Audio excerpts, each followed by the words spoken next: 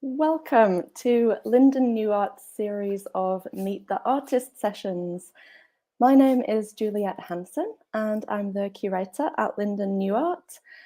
Our Meet the Artist series introduces our audiences to current exhibiting artists at Linden, and this afternoon we're going to be talking to Yuriyal Eric Bridgeman. You're joining us live on Facebook and YouTube, and there'll be lots of opportunities to ask questions. So if you'd like to ask a question or make a comment about the conversation, please use the chat or the Q&A sections. Our events and community engagement coordinator, Claire Nier, will be monitoring the chat, and she'll pass on any questions that you add in there. So before we get started, please let me begin with an acknowledgement of country. I'd like to acknowledge the traditional owners and custodians of the land on which we all virtually meet this afternoon. Today, I'm joining you from the lands of the Bunwurrung, Bunurong and Wurundjeri Woiwurrung peoples of the Eastern Kulin Nation. And Eric is joining us from Moreton Bay, north of Brisbane, on the lands of the Kabi Kabi, Jinibara and Turrbal peoples. I pay my respects to elders past, present and emerging. And while we meet virtually today, this afternoon draws on the ancient history of this land and reflects the millennia of experiences of First Nations people coming together to celebrate, to learn and to connect. I'd like to extend a very warm welcome to all First Nations people who are joining us this afternoon. We're going to begin by looking at a short video of Yuriyal's exhibition called Yal. For those of you who might not have seen it already, we've created a short tour of the show just to start.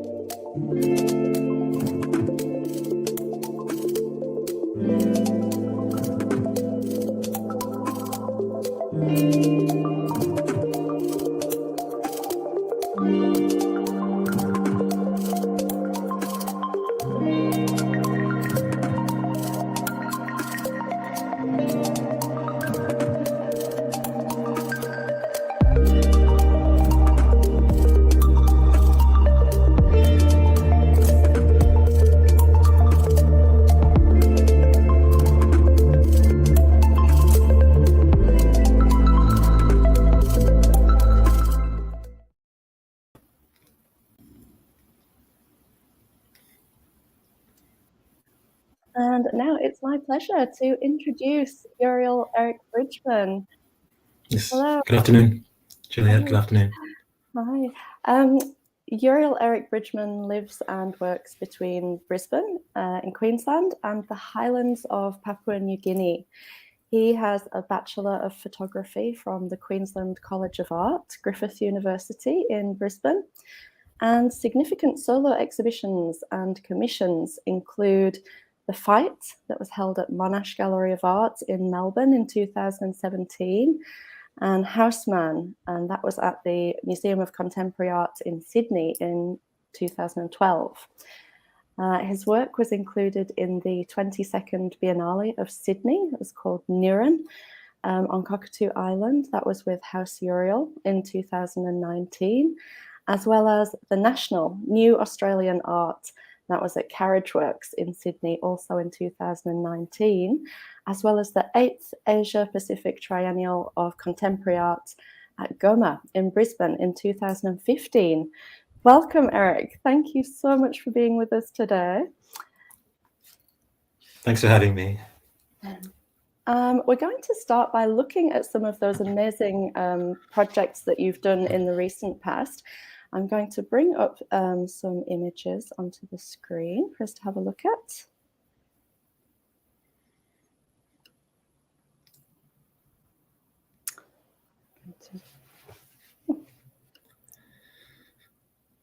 Going to bring that up now. Yeah. And we're going to start by looking at these a series of shield paintings that was part of the 8th Asia Pacific Triennial of Contemporary Art, presented at Goma in 2015. I was wondering if you might tell us a little bit more about the making of these works and how you first came to the idea of making the shield paintings. Yeah, thanks, Juliette. It's good to start on these works. I do just want to make a slight correction that these works weren't shown at the APT that year.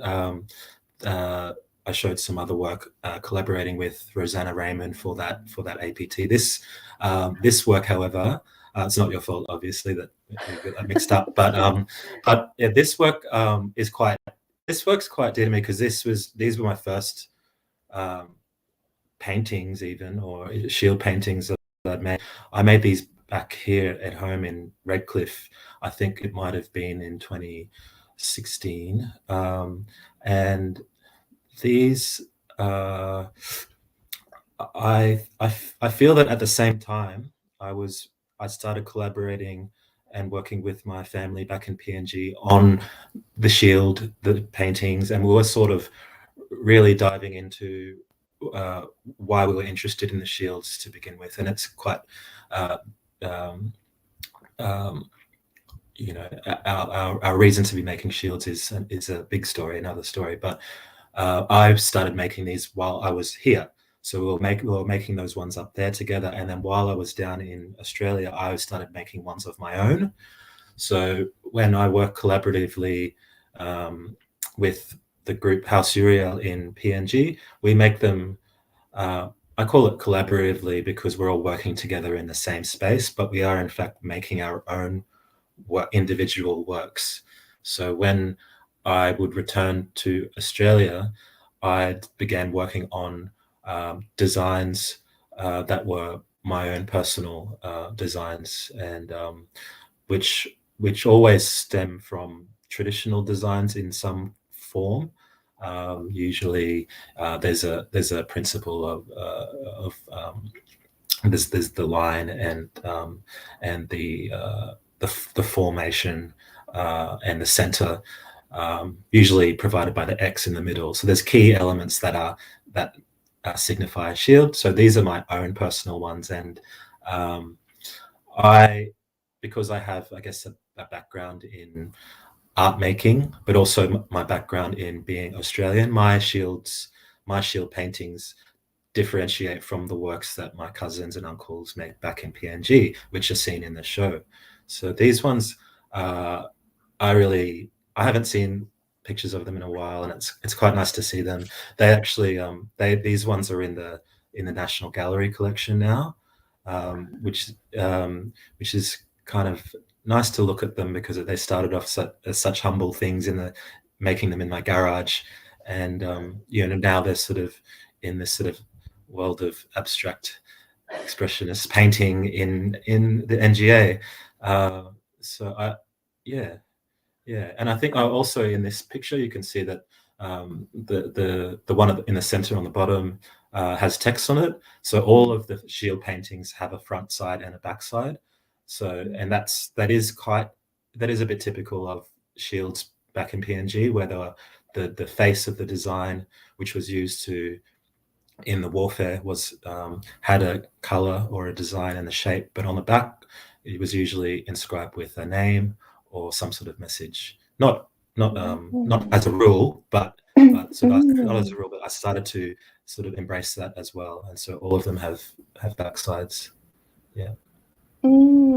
Yes, and in the exhibition at Linden, you can actually see the shield paintings are hanging near the windows. So whilst you're in the space, you can see the front of them, but actually from just outside the gallery, you can see these amazing reverse sides of them as well. Yeah, Yep. Equally great to see. Yeah. Thanks for telling us more about this one. Oh, would you like to? Sure. Skip back, or shall we have a look at these? No, that's fine. I did maybe want to say, want to say about the back sides was that I do sort of feel that because the front side is whether it's in say, a fight, or even in rugby, for example, you see the front, the opponent sees the front, but the person who's holding it sees what's on the back. So you've had this message to self, you know, you're sort of like, you know, in the ones in the gallery, in Linden Gallery, is one that says heart, Lewa, it says heart. So basically it's sort of like, or it says your name. So it's kind of like, you know, because you as holding it, you're seeing that message sort of in front of you. But that's just, but yeah, the next one is Scrum. And that's quite large. I think it went as high as over 6 meters high and about 12 or 13 meters wide. And you know, this was, you know, there's a first attempt at everything, and this was my first attempt at a large painting. And they're all basically, there are some shields in there, some shield paintings in there that have that the same dimensions. So the shield paintings I always make in the same dimensions, so about 170 by 60 always. And but I started to play around with these as if they were big puzzle pieces. And there is a miniature, a smaller version of this one as well, which went on the floor. And with this one, I was looking at tribal fighting and shields, but I was also interested in something that we as Papua New Guineans are interested, which is rugby league. So the crossover between those languages of the designs and the colors, and it's sort of like, I wanted to present sort of like a moment, a scene where all these things collide, as they would in a battlefield, or if you'd sort of see rugby league or sport like that play out in a similar way, the choreography. So this one's Scrum. So this is basically all of the, you know, I think there's usually about 12, you know, so 12 people in it. And so I was really interested in basically the color and the form and the shape. And I still am, you know, I still am interested in color and form and shape, and drama and choreography and scenes, rather than being interested in rugby league, you know, as a fan. You know, I'm sort of more interested in the what would you say,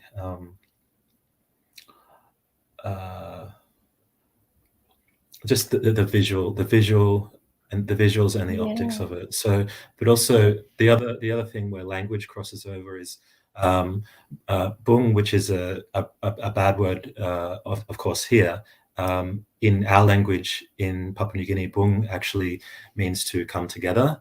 So in Pidgin English, is to come together, like to meet, to gather. So when I was working on this work, I'm like, that's the perfect word. It has a really bad, it has really bad connotations in our society and here and there, but in PNG, Yumi Bungi Mantaim means come together, and that's a really important thing. So Scrum is like coming together.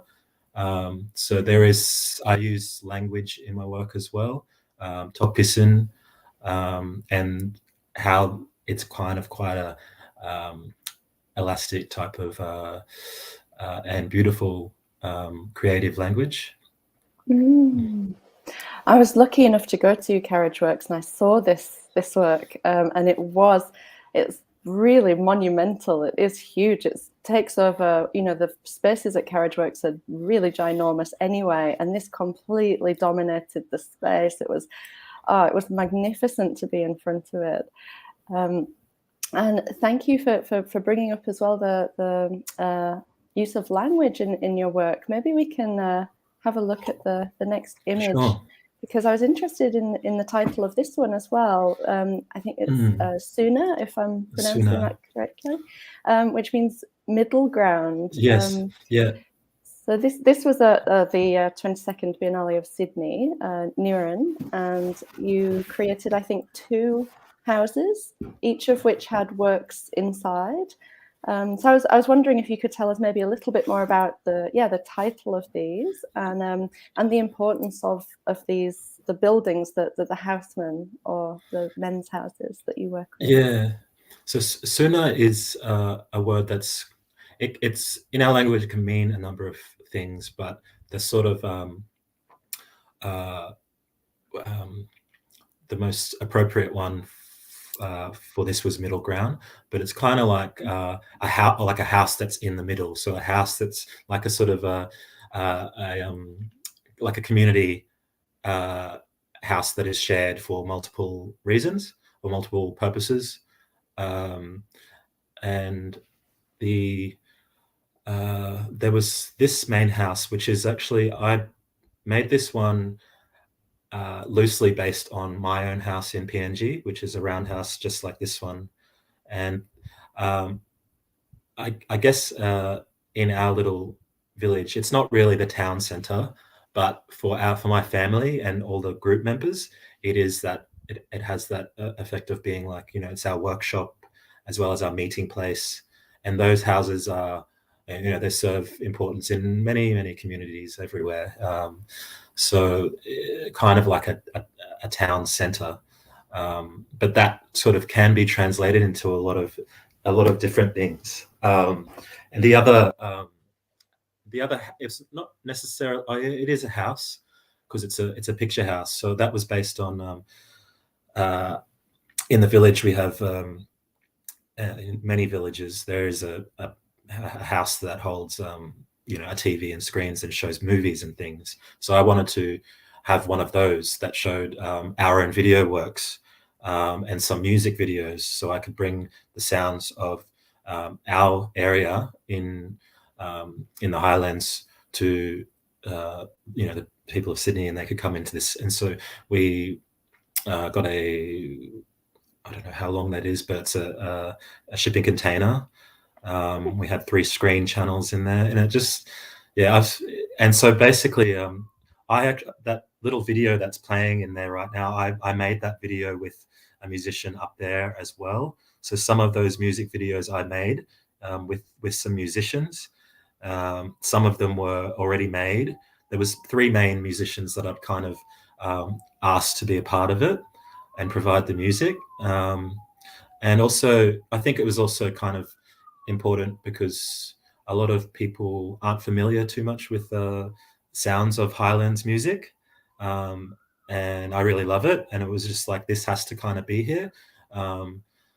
But we also rotated the films in there. There was some art films that we'd made from a while ago, but also new ones.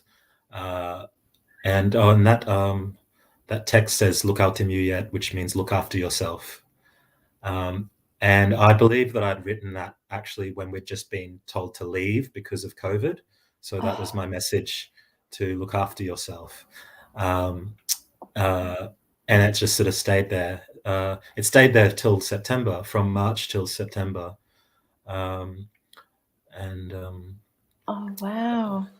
Yeah. And how did you construct this? Particularly this one, it's amazing. The house. Yeah. Well, I had help from, engineers and people who can build things like this. Yeah. But I actually was staying there on Cockatoo Island for about 6 weeks, which was quite a challenge and quite interesting to be living on that island. But yeah, it was like I said before, it was kind of like, sort of just trying these new, I think when I made this one, I'm like, oh, suddenly I'm like becoming some sort of builder, and I'm building things. But I just never really, growing up or even as an early artist, thought I would be building things. But of course, the original idea of the house came from the cousins in the village, where I was there one time and we were kind of like, oh, we need to, build a new house. And then we sort of were like, let's do this big grand one and let's give it a go. So after doing that one in 2015, this sort of idea came back down here. and then the shield paintings that are in there, of course, were made in the one in the house back home, and the hanging textile works made by my mother and some aunties and sisters from PNG as well. But yeah, it was quite a journey making that, and then I think it was mostly January and February, and then I think the second day that the biennial had opened, we had to kind of get out of there, so it just sort of sat there really lonely for some months. But now it's actually the whole house was actually packed up and fits into that container, so we so we built it so that we can rebuild it again at some other location. But the challenge was to take it all apart and then cram it into that shipping container, and it fit. So, and that kind of comes from an idea as well about having this sort of traveling picture house as well, having this traveling house, or even just a traveling picture house up in PNG where we can show interesting videos and things like that. Yeah, it seems like the actual space that you're making the work in, like one of these houses, is very important. And we have a picture here of your studio. I wonder if you could tell us a little bit more about what's happening in there at the moment. It looks like just an amazing space. Yeah. Well, this must have been at the end of last year. But I'm in West End in Brisbane, and I just occupy the sort of basement of this house next to the Milani Gallery. And this time I have two younger artists, both painters from PNG, who I'd invited to come in and share the space with. And so Jeremiah Neuendorf, his small paintings are on the side there. There's a few of mine at the end. I mean, unfortunately, in February we got flooded, so some of the works in here got it. Like the water actually came up to sort of a mark on those paintings there as well. That's how high it was. So at the moment, I'm in there working on some new work, and the two guys are going to be coming back in very soon to keep going with their work. But it has sort of become a space of sharing, particularly with these two guys who are both from PNG. So we kind of understand a lot of where we're coming from, and I guess it is a bit of a mentoring role, but at the same time, it's more about giving space. I have space. I have some space. Let's share the space. Whereas in PNG, with my cousins, we all built that house for the purpose of making work in that house, and it's kind of ours. And how are they finding Brisbane? Have they been down for a long time? My family? The artists that you were working with. Jeremiah has been here for a number of years, and same as Serge. So they haven't just come from PNG, but their work. I mean, Jeremiah's work is very Papua New Guinean, and I haven't seen anybody who makes work like his. It's very surreal, very political, very challenging, and he's also just a really great painter with his photorealism, with his abstraction, and it's just great. So I'm happy to be supporting them in however I can. So hopefully we'll be working on some projects together soon. Super. So here are here's your this is House Yuriyal and your members of your family there. Yeah, the squad. Yes. Yeah. Yeah. It looks like an amazing place. Yeah. And this is the show at Linden, which we might have a chat about now. Sure. You can see in this image some of the shield paintings. The exhibition also includes a series of photos that have been made, I think, over, maybe even longer than a 10-year period, reflecting your travels back and forth to Yes. PNG. I was wondering if you could tell us a little bit more about what it's been like to connect and reconnect with that place and with the people there. Yeah, it's really changed what I thought I would be doing sort of after art school. I think when I finished during art school, you kind of don't, you kind of have visions or ideals about what you want to be doing. But I think that when I'd finished, I kind of went home, I guess, basically because I felt there was something missing, and I went back in, I think, 2008 or 9, a couple of times. So the first time I went with my mother and sister. So it's sort of, and I think at that time already I'd had been into, I'd already had an early leap into the art world and been showing at the IMA and Next Wave even at that point.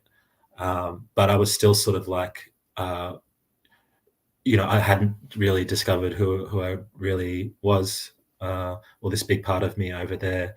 I went there in 2008 just to meet people and reconnect. I think that after meeting Moses, who's in a number of those pictures, he's sort of was the one cousin who was really encouraging me to come back. And so I came back. I did get a little grant from OSCO and I went back.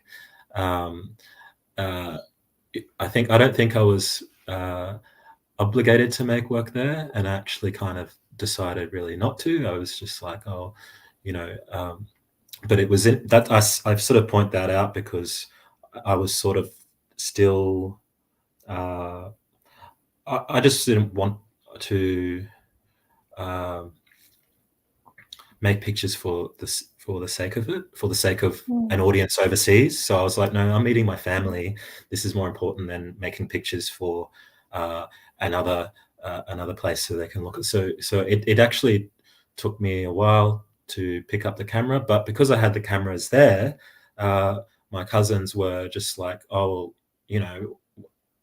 let's use this. We want to use this, and we want to play around with the video camera, and we want to shoot this. And so I kind of was just like, well, I don't really, I didn't really come here to make pictures or shoot film or anything. But if you want to, it sort of, that's how, if you want to, then use kind of, let's all work together and make something. And I think the first thing that we made was basically just on a little video camera, and we'd made, there was like a mock fight scene. And there was some other just, sailing down the river on a raft made of banana stuff, and just very home video stuff. But I think maybe it took me a couple of years to be like, oh, this stuff is actually really interesting on many levels as well. My first obligation was to send it back. So actually we sent those back to them, and then they would show them in the picture houses and laugh at all the funny things that were in it and stuff. But I think that the most interesting one was the fight scene, and that's been shown in a number of places. And I've kind of used that footage in newer iterations as well. And I think that so what it's been like has been a real learning curve. I've learned how to paint. I didn't go to art school to paint. I was doing photography.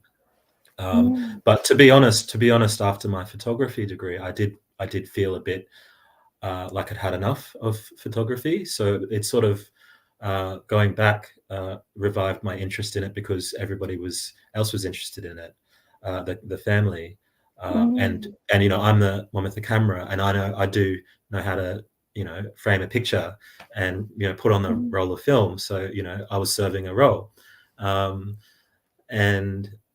Yeah. Yeah, So yeah. with those the projects, the filming that you were just describing, was that the start of House Yuriyal as a collective? Yeah, Maybe we tell went us a by. little bit more about that Yeah, collective. yeah. I think well, it started when we built the house. So that's also the significance of a house, is when you built a house is sort of a statement. Also a statement by myself that I am intending to stay and come back. Mm. And so I acquired some land. So it's very significant. So when we all built the house together, I kind of was like, well, what other reason is there to build this house than to help us continue with what we've already been sort of mucking around with the cameras and the stuff Mm. and the shields. So we'd been talking about shields for a few years. Like I didn't just go in. Um, I had an interest in shields, but the discussion started many years ago with some uncles who have knowledge of the shields, and also of my grandfather who had his own shield. And so when we built the house, it was like, now we have a place and a space to share this knowledge and to uh, um, uh, exchange knowledge. Because Mm. me coming from Australia, my Australian background, I can share things with them about here, and they can share things with me to me, and also the younger generation over there and the older generation. So there was a real mix of age of generations in the house at the same Mm. time. So the group is technically, I mean, it's not really just made up of us young men. It's more like there is elders and aunties as well that come in and educate us on something here and there. Uh, Mm. so that's also enriching for my cousins and uncles, because it's a learning place as well, and they've and I feel that I'm talking about myself here as well, because I Mm. think that having my education from art college, going there was a new education. So Mm. I was learning, and I was learning at the same time that my cousins were learning, um, and just also things that you would call, I guess, personal development. So I did my first Sing as well, and so there's sort of things that kind of uh, have been crucial into my own development as a person, and as a young Mm. man, and as a person within my tribe. Uh, Mm. yeah, Yeah. yeah, Maybe we can talk a little bit in more detail about the shield paintings, because they are such an important part of the outputs of House Uriel. Maybe you yeah. could tell us a little bit more about the significance of the shield for the men in the community, and how that's translated into the works that you make. Well, the shield, shields that we're looking at in Mm. the show, but our shields are very different from another tribe's shield, and Mm. there's usually geographically shields are different. In Mm. the Wagi region, you have shields that are of this size and sometimes have similar geometric designs to them, and which Mm. I kind of relate to as a form of language and storytelling. But Mm. the Wagi region, like if you were to go to the museum and they had shields, they would classify them as Wagi, because as Wagi shields, and it's they are um, they can be identified by mainly their shape and size. Um, Mm. so uh, Mm. with I'm thinking we have with like, us, is this, we might because have, these are yeah. shield designs, are they? These are drawings, so these are quite sort Mm. of um, raw. If you would just go back, I'll talk about Mm. those in a sec. Of Yeah, course, yeah. but obviously they're for fighting, and in our area, they had been either taken away or not not being used because of introduction of other weapons and things like that. So they became a bit void of their use. They weren't really, so basically what we were interested in, what I was interested in, and what we discussed about them was not exactly remaking shields as a well, not really a weapon, but as a functional shield. We would, I was kind of more interested in the paintings that were on the front of them. So a lot of the older shields had more simpler designs on them, but they have, like I said before, they have a sort of a principle which is carried through it through generations. So with us younger generation, we were because we were just interested in painting and doing something. So this was basically our way of exploring the shield, exploring the history of our ancestors and what they were using, but also because with my a bit of my influence as well, bringing it into a sort of field of contemporary art as well, and actually just really sort of examining why we did paint like that, why our grandfathers painted those specific designs on the front, and what were they used for, how are they used. And so basically what we do is we'll get into the house, and we'll obviously probably tell a lot of stories about the shield, but I think when it comes to designing, we'll just basically we'll just do a drawing. So we're drawing and and then the drawings then maybe be chosen to create into a shield painting. So so I think that like they are quite sought after, these paintings, especially ones that are called the Phantom Shield. So the Phantom Shields have the Phantom, the comic book character on it, and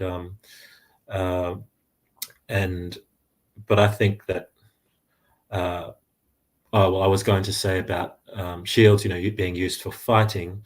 Our tribe has actually quite successfully stopped tribal fighting for the last decade in our area, which was really a huge problem. So I remember there was a time when we were just kind of having ideas, and I went to the association of our tribe, and I presented my idea to them, and how we were going to look at the shields in its artistic value, and what we could do with it, and and there was some questions raised about if it's promoting violence and things, and or how it's telling the story of how it's telling a story. But I think what we got from that was that we wanted to make well, I think the direction that we were going to sort of please everybody as well, to please the tribe. So we weren't making something that was um, uh, um, contradictory to the efforts. It was sort of like, let's turn these shields into something positive, and visually positive, and so that was kind of good, because it was like, well, we're not actually carving trees and making these as if they're replicas. We're but mainly the positive thing is the group work, is the process of us working together. So sometimes it's, regardless what comes out of these group sessions where we're creating things, it's actually the group thing which is really enhancing and having a positive effect in the community. So in the future, we possibly will branch into other forms of work, and we already have. Like there was the showing even just the drawings as well. So we've done a lot of works on paper, which carries the message and the story and the and the effect of the shield without being a reminder of the horrors of tribal warfare, but it can be used as a positive symbol in a way. So and that's good. And it does have the support of the association as well. So it's been good. Yeah. Is that what we're looking at here? The kind of drawings you mean? Yeah. That's so vibrant. Yeah. So, and another part of the exhibition are then the presentation of these large format photographs of the men with the shield paintings that they've made. Maybe you could tell us a little bit more about the process of making these photographs with these individuals, and how did they respond to being photographed and how did you choose the locations, things like this? Yeah, sure, I'd love to. So we'll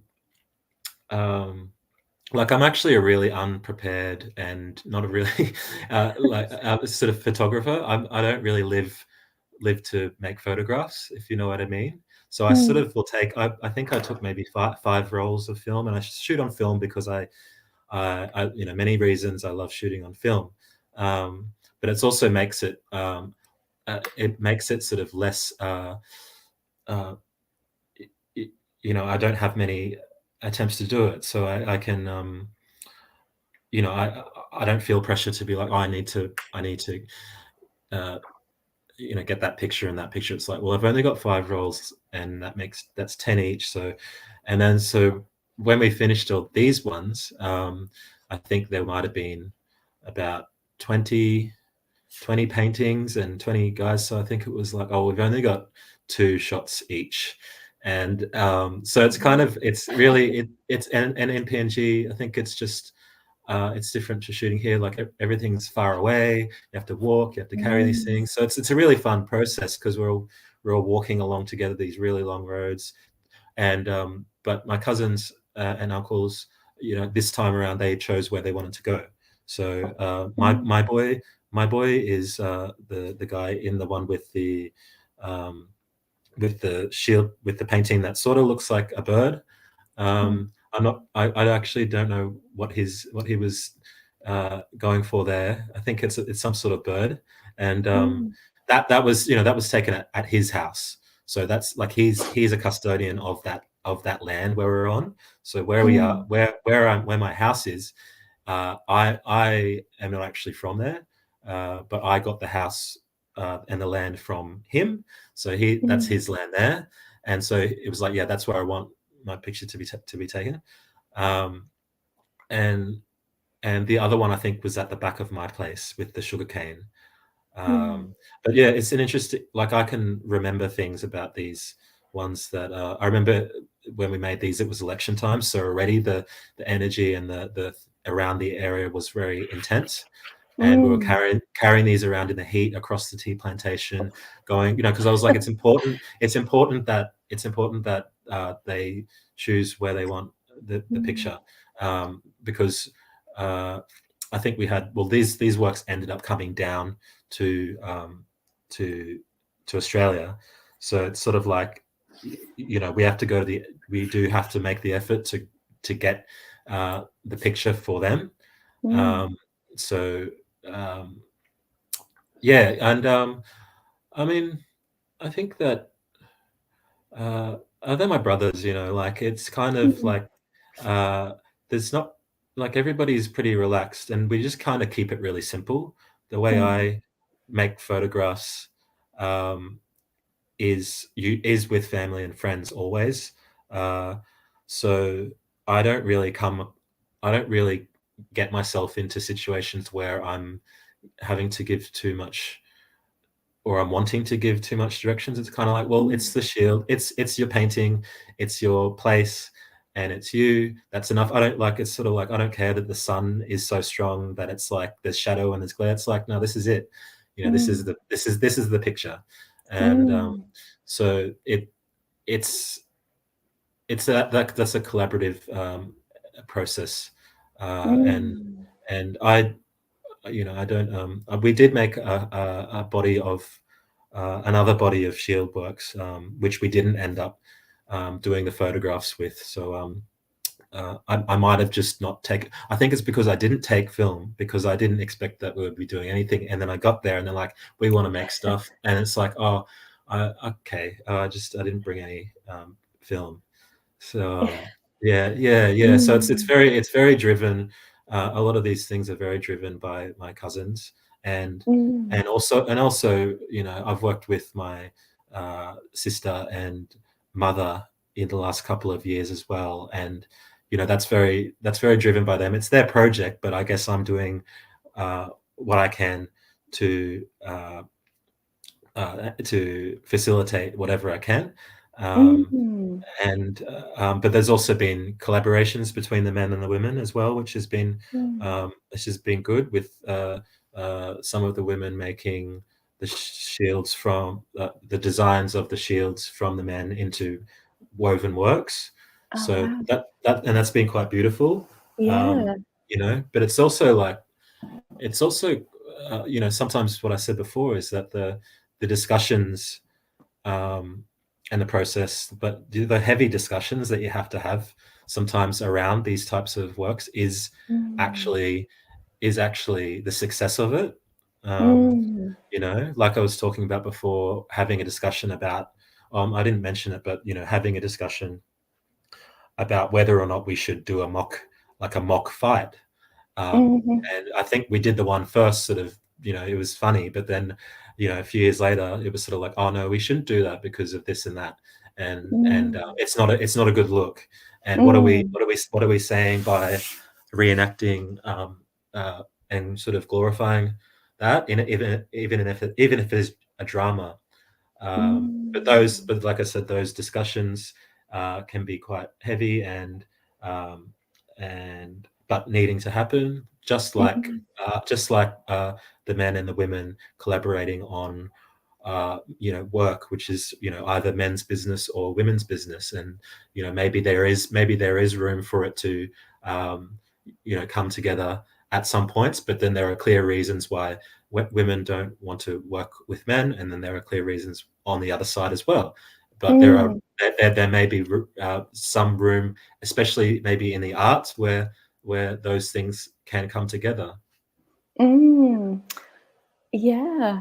And so the title of the show, Yal, meaning man in the language of your tribe,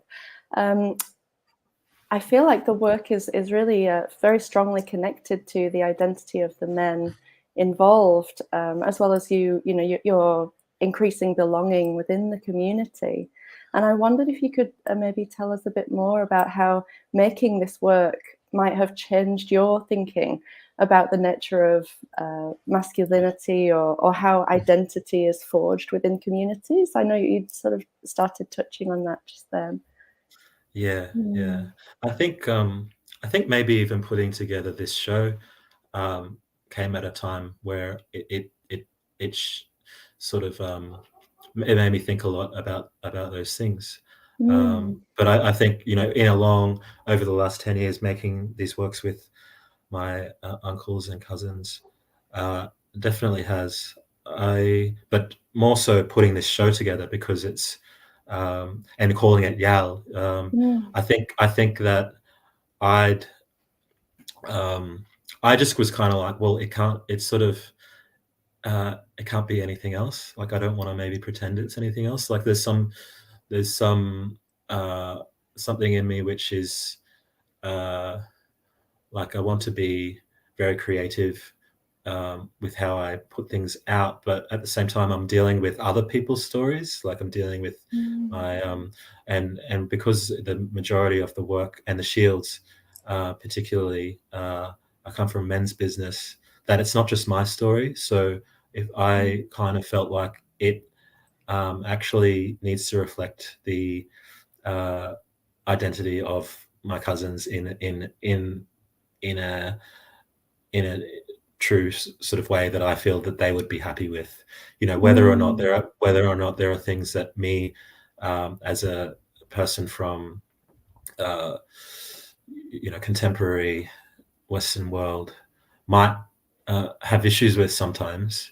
I feel that going back more and more has taught me to be a bit more understanding of men's culture over there, and that there are some things that are very tricky, and you know, where we're from, there are some things that are really not pleasant, you know, in terms of violence as well, and also politics, and but when it comes to this group of men who are my brothers and cousins, I really love them, and we make this work together, and I feel that it comes from a place of huge respect and admiration for one another. So I feel that at the same time, I don't want to project a sort of you know, like I have a definitive idea about masculinity. It sort of, I feel like I owe it to them as well to tell their story how they would want to. So I actually, with this, consulted with, I was writing the artist statement, and it did take me a bit of time because and this is kind of interesting, writing it from my perspective. I'd sort of, because I'd made one reason because I had been home for a couple of years, but you know, I felt right while I was writing it made me feel more detached, like I felt like I was writing it like an anthropologist, and actually an anthropologist pointed that out to me. He says, you're writing it like an anthropologist, and I'm like, yeah, it doesn't, I know it doesn't feel right, but I'm not sure what's wrong. And then he said, you know, I can't hear their voices. You know, I can't hear your brothers' voices, and that kind of what ended up happening is that straight away I called some of my uncles and I showed them the selection of works that I was putting in it, and I think I sent them that statement, and they'd offered to contribute to it. And so those lines of text, most of them come from uncles who are quite senior in the community, and they wanted to, you know, it just provided that a bit of voice and a bit of fresh air to sort of flow through the text, and even, I mean, I wouldn't say that. I don't know, like, I mean, with the like with the first line, I think it says, "Mial Yakope Wisimala," which says, "I'm Yal, I'm a man. We brothers stand up and do the war cry," which is beautiful. That was one of my uncles that gave that to me, but I'm kind of like, oh, I don't really want to be. I personally I'm not somebody who will go out and stand up and declare that I'm a man, but my cousins would, you know, and the shield is sort of that. So I was like, it's not something that I would say. It would come out of my mouth, but it would come out of their mouth, and he provided. I was like, it's perfect. It's just perfect, and it serves that. So I guess but going back to, has it you know, changed me? I mean, yes, my cousins have changed me a lot, for sure. That it's hard being it's even hard being an artist, not being able to go back and because sometimes I'm working on things here, and it's just sort of, I really miss working in the group and working surrounded by loving people, and so it's but also it has changed. Did that answer that enough? Or? Oh, absolutely. And I thought maybe we can here's the rugby team. That's fantastic. But I mean, I'm aware that we only really have 5 more minutes, but okay. what you were just saying, I mean, it's such a powerful thing, and this is where you go when you're there, isn't Yeah. it? This image, Yeah, so also in the image exhibition. is this image is of my land, actually, my grandfather's land.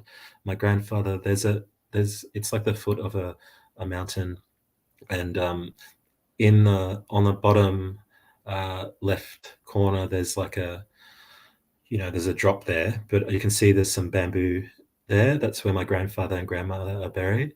So Mm. I remember I was with my mother when we took this picture together, Mm. and that would have been early morning with the mist rising, and It's that's amazing. just, yeah. So I think it's actually, I could go and build a house there if I wanted to. Um, Wow. yeah, And in the exhibition, it's linked to another very powerful piece of text yeah, that you actually yeah, came and painted directly onto the wall yeah, yeah, for us. But maybe we can yeah. finish by just you telling Sure. us a little bit more about what the meaning of that. So it says, "Hap mama Beautiful. karim na planim bell button belong em," or belong me. So this is another piece of text that my uncle Bomai Whitney, um, who is a writer, sent to me. And so he sent some of those texts to me, and I asked him whether he wanted me to. No, I asked him, do you want me to? How do you want me to credit you? And he says, you don't need to. These phrases belong to us, the tribe, and you. But this one particularly, I did credit to him as well, because it doesn't really apply to me because I wasn't born there. But when I showed Mm. him that picture, he said, he says, that's the place where my mother carried and planted her belly button, um, basically in the tree. Um, Mm. so that's what he took from that picture. And that's true Mm. of his story. So it's kind of like the same thing. It's like, that's not what I would say.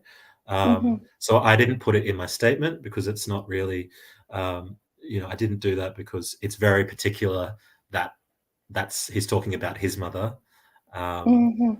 But Mm. yeah. So I've been looking at including text in a lot of my work, and hopefully we'll Yeah. do more, and poetry in this sort of way.